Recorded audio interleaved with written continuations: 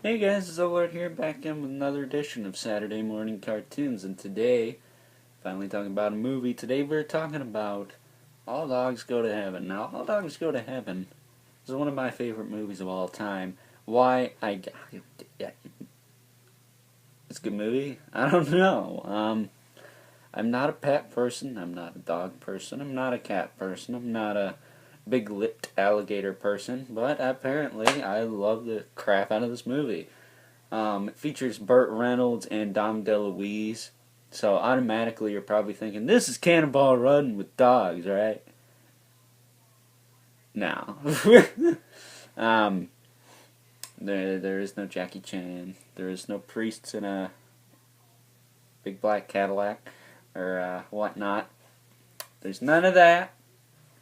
There's no bag of chips. There's no nothing. So, stupid.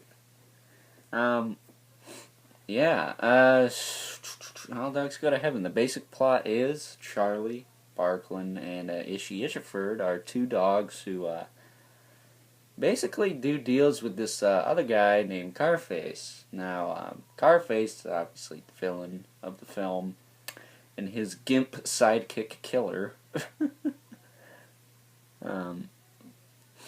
He's basically just this skinny little guy with a spiked collar. It's pretty funny. It's all Killer, and he looks nothing like him. Nothing.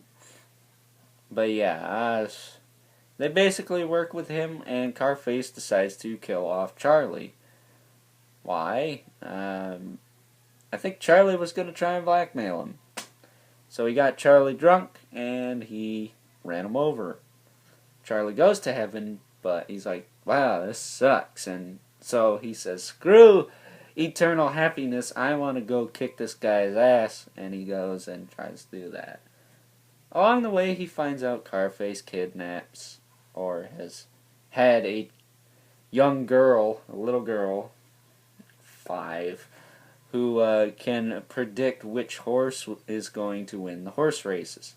That's how they make the money.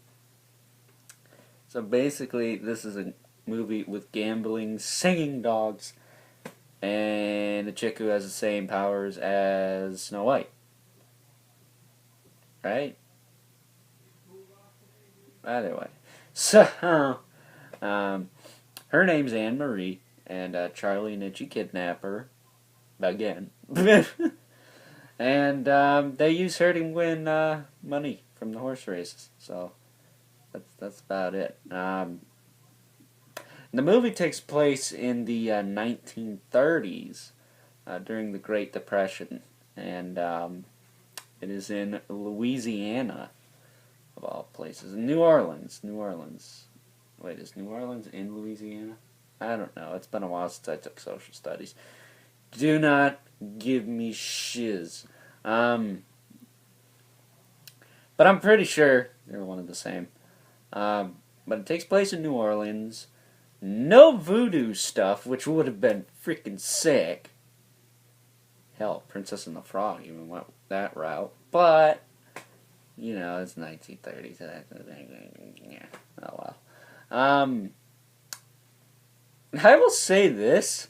This movie is devoid of freaking, like, black dudes. I find it funny that in New Orleans, of all places, it's just all, white dudes walking around. I think that's kind of interesting. Granted, it was the late 80s. I believe 88, 89, this movie came out. yeah, so what you gonna do? Um, but at the end of the movie, Charlie sacrifices himself to save Anne Marie from Carface, who gets eaten by the big-lipped alligator, which I mentioned, and we will get to him. But Charlie pretty much ascends into heaven, and that's the end of the movie. Back to big-lipped alligator. What the hell? Somebody was smoking something when that was put in the movie, because he's actually significant, but at the same time, it probably would have been just as good without him. But there's like this giant alligator who's like the leader of like a tribe of these guys that live underground in the sewers. I can't even remember what the heck they are. I think they're not alligators. They're not rats. But there's more than just him, because he's got like a chief hat on or something stupid going on. But it's pretty ridiculous. I like to poke fun of my friend John Gaither and call him John Gator because he's just as cheesy as he is.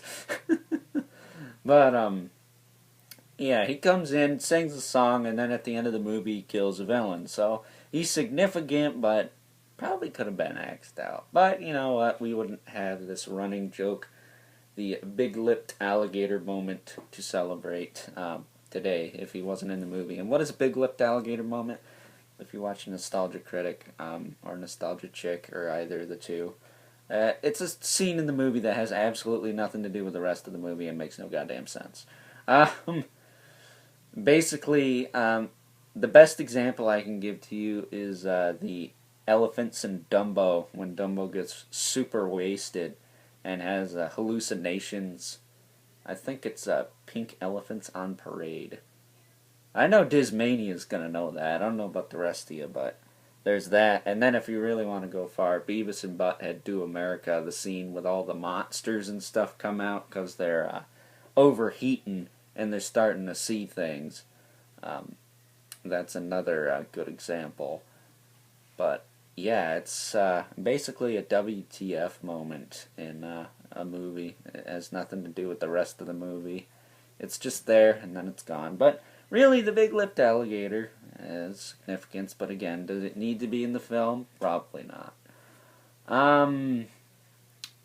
What else? That's about it. I'd say the other scene that's worth noting is the scene where Charlie has a nightmare and goes to hell.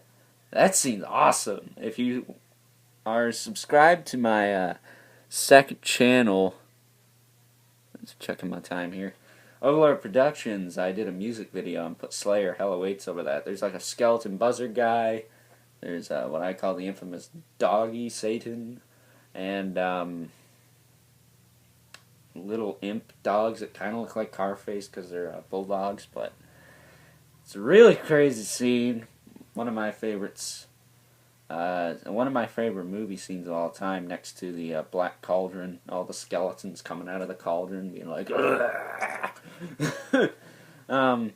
which we will talk about later in a future edition of Saturday Morning Cartoons. But that's pretty much it. Always Go to Heaven overall, I think it's a 10 out of 10 movie. It was animated. The character designs were by Don Bluth, so of course, ex-Disney guy responsible for Secret and Nim, American Tail, Land Before Time, Patrol in Central Park, that sucked, and Anastasia, among others. I'd say this is a pretty solid film. I'm going to have to give it a 10 out of 10, obviously. I mean, is it perfect? No, but is it bad? Absolutely not. I think it's more of a cult film. It's got more of a cult status. That and The Black Cauldron, since I just mentioned it. They seem to have more of a cult status than, oh my god, it's a classic. But it's one of my favorite movies, so I thought it was worth talking about.